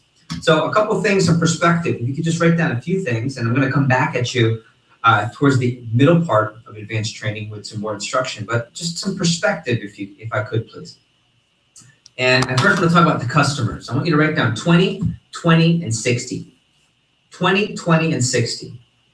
20% of the people that a representative shows their first weekend, and that includes all the students working in every office in Florida United, really in all of Cutco, 20% of Cutco customers for a first weekend student will always buy, no matter what, no matter how great, or in many cases, how bad a presentation is. And it's because of the power of the product that 20% will buy. It's the power of the presentation when done properly, or you show the right people, the top 5 or top 10 on your list that really just were tied into you and we're gonna buy because of your enthusiasm and the excitement and more importantly, the relationship with you.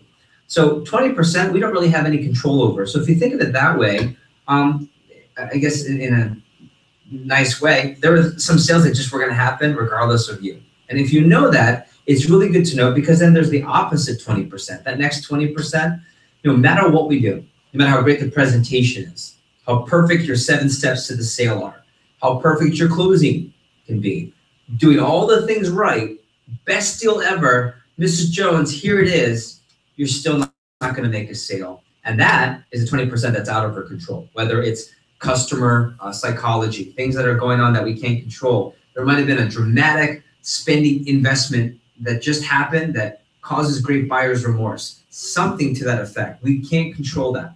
So the most important thing to remember are 2 things on the 20% is that we can't control it. And then number 2, it's only 20% that we can't control. It's only 20% that are out of our hands. It's only 20% that are not gonna buy no matter what. So what that means, leftover is at 60%. And here's the most exciting part, and this is why I can't wait for you to get involved in advanced training today. Why I can't wait for you to get out there and do more appointments. Why we can't, as a management team, can't wait for you to experience the next and second phase of your training. And that's the 60% of the people you see your first weekend are potential sales. But it depends on 4 factors. Rep confidence.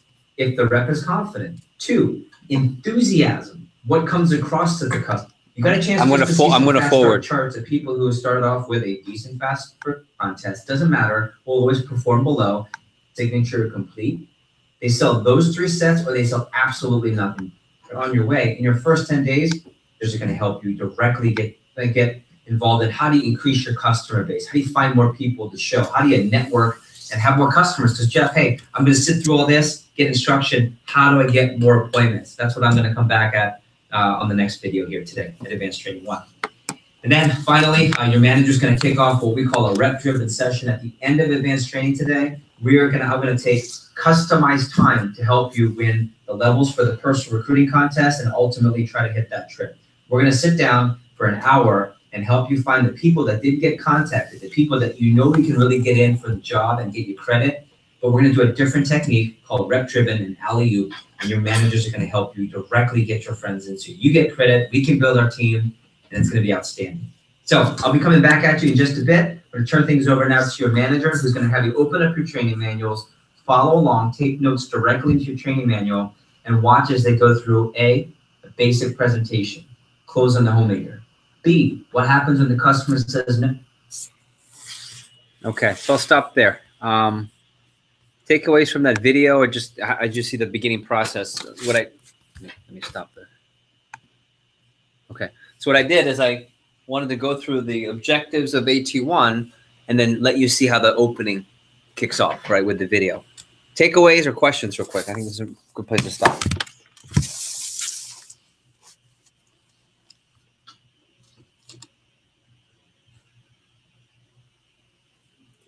Jeremy.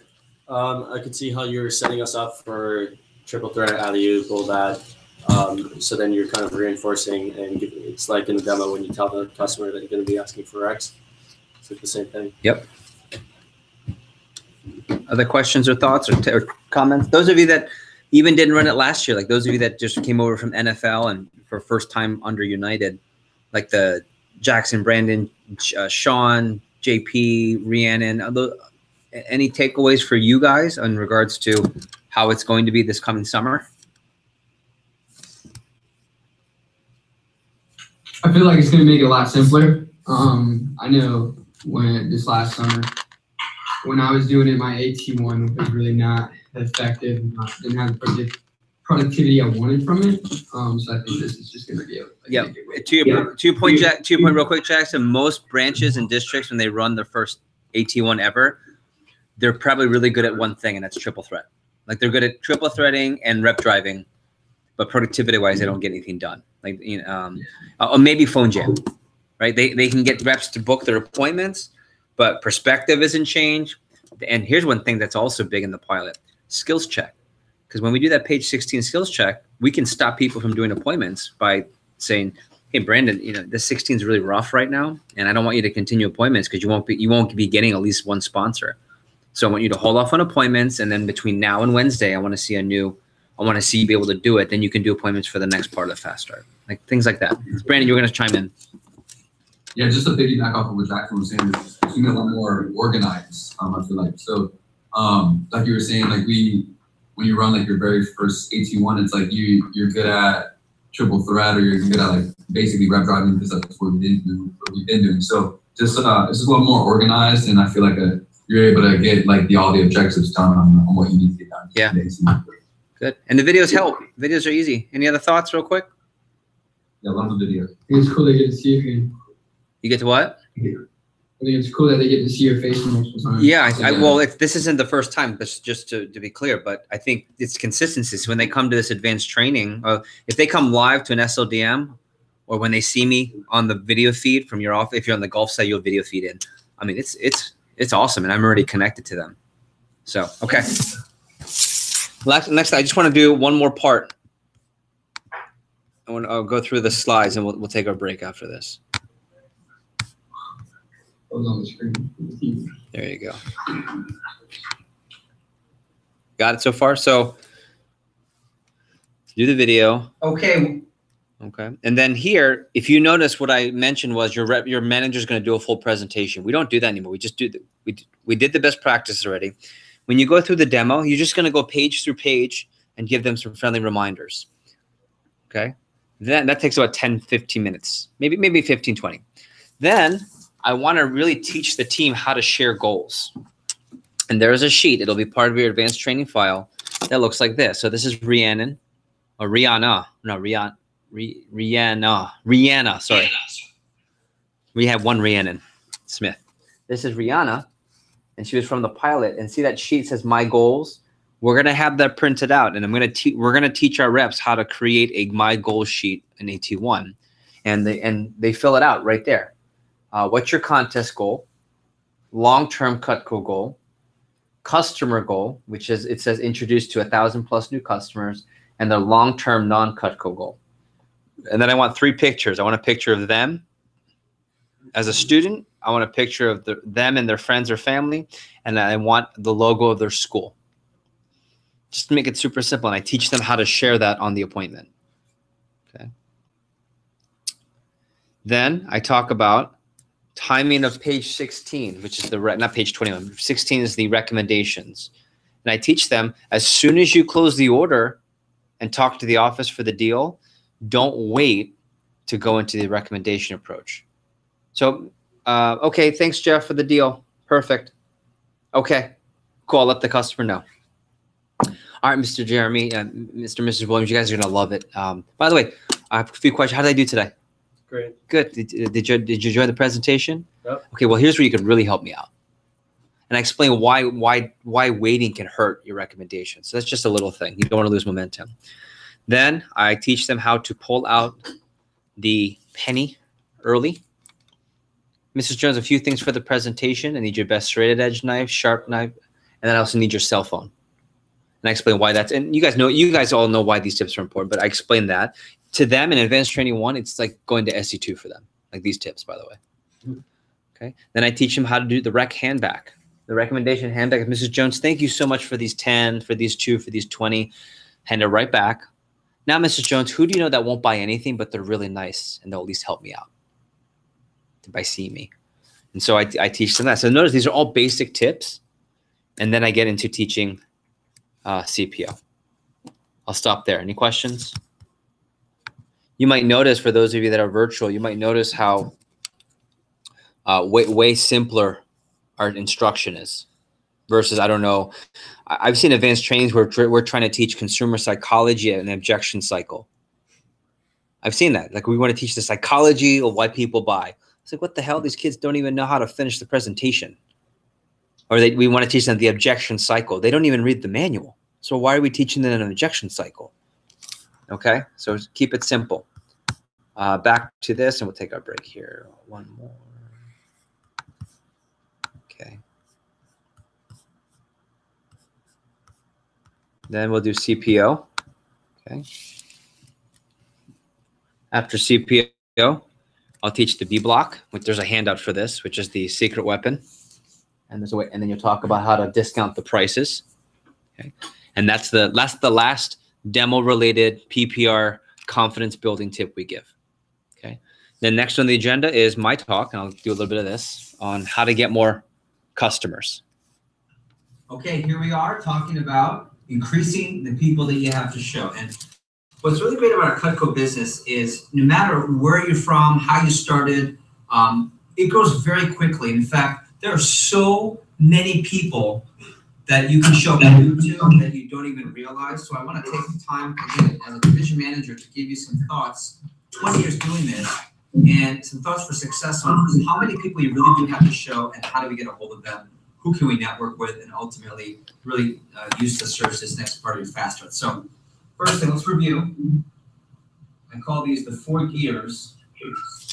The 4 gears, and you want to take notes on this. Because the first thing I'm teaching is the 4 different types of people you can call. You got friends and family, gear number 1, acquaintances, gear number 2, directories number 3, and then recommendations.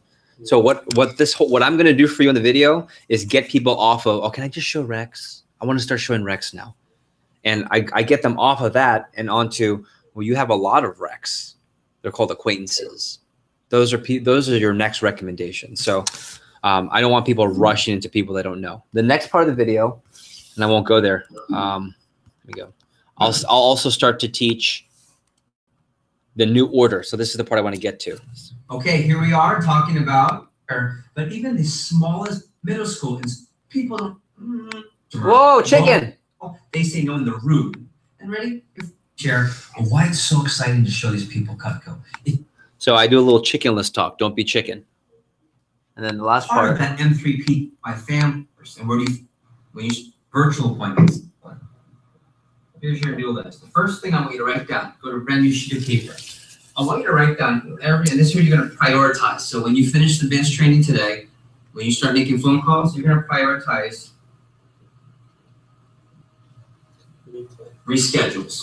Anyone that you saw from your friends and family this weekend, they were set up for an appointment, but they rescheduled. That's the first person. Those are easy to call.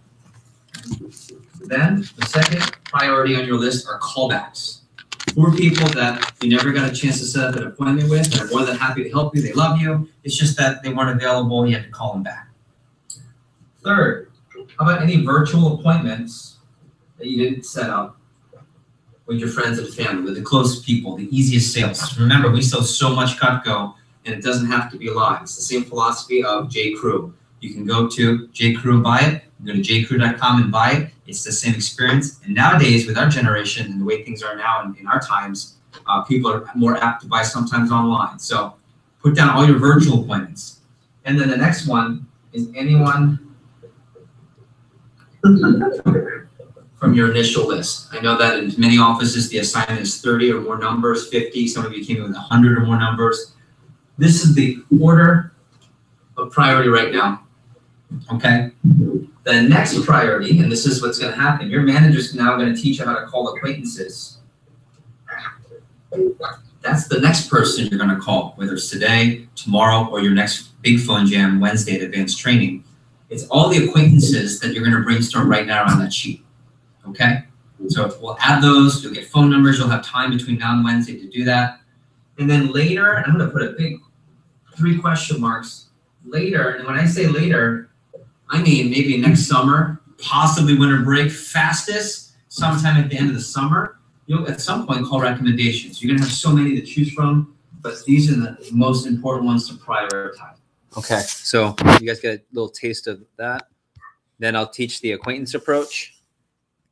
Okay. Well, we usually don't have time to role play. Probably should though. And then power hour. And ready? This is a pilot goodie. We get everyone doing power hour twice a week. So we talk about for every phone jam, you should put together an hour like an appointment where you organize all your recommendations and all of your names and numbers. So and I have everyone fill it right now. Okay, right now I need you to pick an hour where you're going to work on your list so that when you come Wednesday, you have a more productive phone jam. No more, where's this number? I want it all organized. Okay. And then the last thing are the assignments. So let me actually.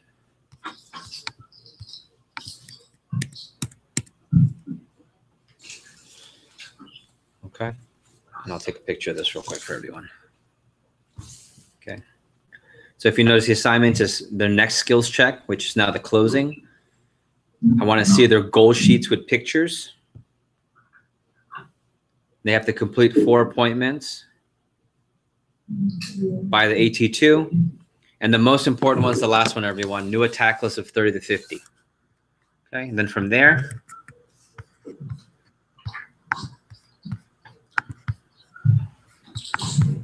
we'll go back to team builder. Then I'll refire them up with the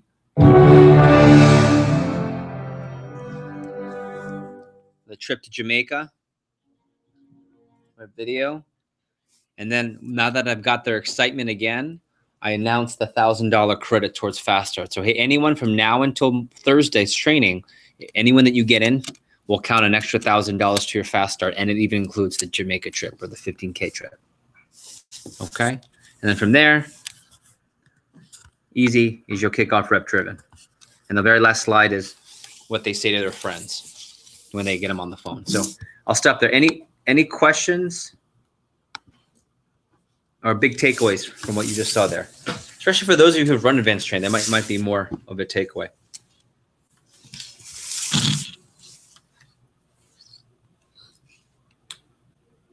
It's a little more simplified than I made it last year. It was kind of just like hectic for me.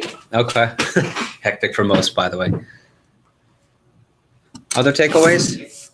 Hey, Jeff, I actually have a question. Sure. For AT1, I remember you would have us do like a demo walkthrough. I don't know if you mentioned that just now. I didn't catch that. Yeah, we still do that. It's just I just don't recommend you having to do a full presentation. It's better just to kind of go, here are the objectives of this page, and give little tips that I already have in the keynote from each page. Okay, so yeah, that would be my takeaway then, is just giving like little objectives for that rather than I would do my whole demo and it took forever. Yeah, so. Or it's even more effective if you have the situation is the boss. If you know your group is just not doing enough demos, just role play. I want to see you role play this page. I want to see you role play this page. Okay, make sure you do this. Okay, role play the close for 15, 20 minutes. Because if you look at the breakdown of the AT1, let's just call it, all of you will have about a 3.5 hour AT1, 4 in the pilot. Okay, so it's an hour for phone jam, an hour for rep driven, and then an hour and a half for instruction. So just keep that in mind. Okay, other thoughts, takeaways, questions? Okay, the last thing, I won't go through a whole, there's no keynote for AT2, but keynote's pretty simple. Take a look at the agenda, and I'll put it up here on the television. You guys see that one? Go back to, if you go to the agenda, it says AT2. The opening comments are pretty straightforward. The only instruction is you're explaining how a phone jam works. You're teaching them Focus 5. And so here's how I know when an office is not on the Fast Start programs. When I talk about Focus 5 at a SC1 or a later meeting, and they don't know what that means. They don't know, oh, well, what's Focus 5? They should know approach, tracker, objection sheet, firm up, and attack list. That's from advanced training. Everyone in the division should be teaching that. And then we teach them how to have a great phone jam. We teach them red zone on the board.